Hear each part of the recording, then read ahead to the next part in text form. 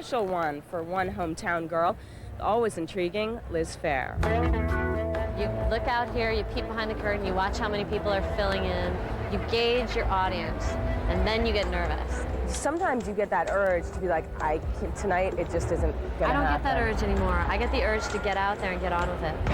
But getting out there on the stage hasn't always been easy. Phair has been battling stage fright since she exploded onto the scene 5 years ago with her critically acclaimed in-your-face debut album, Exile in Guyville.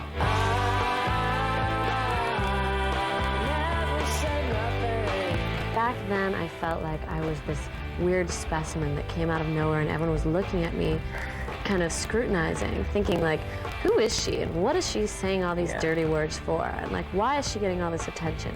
Even when I was 17 and I used to hear artists say to me like, you know, touring's a bitch, but if those 40 minutes that you're on stage or the hour that you're on stage is like, and I was thinking just the opposite. You know, years ago, I'd be like, no, I can take the plane flights, I can take the eating, the food, the travel, just can't handle the stage. No, let's do it again. What's it feel like when you are approaching a stage? I used to call it a firing line. It's like coming out in front of the firing line because their attention is just like drilling into you. So Liz took some time off from music, got married, had a baby, and 4 years later, she finds herself back in front of that firing line. But this time, she has some new ammunition and a fresh perspective. Having a child and raising a child is a really, really hard thing to do. And it really tests you and brings out your best. And suddenly your whole confidence level is at a new peak.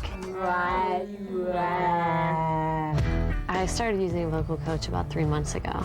And it was because I thought back to what was the hardest thing for me performing, and it was because I always thought I had a really bad voice. Now I feel that my voice is stronger in the sense of more confidence and more self-assurance. I know myself now. Okay, you've got your dress on, you got your glitter on, you're kind of nervous, you're shaking down, people are coming up to you, and a lot of people grab your shoulders, give you a squeeze, okay, you're feeling good.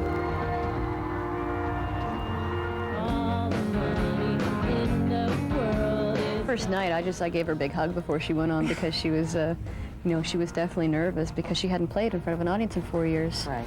And but I said, oh, you're going to do great. And sure enough, she went out there and she kicked butt.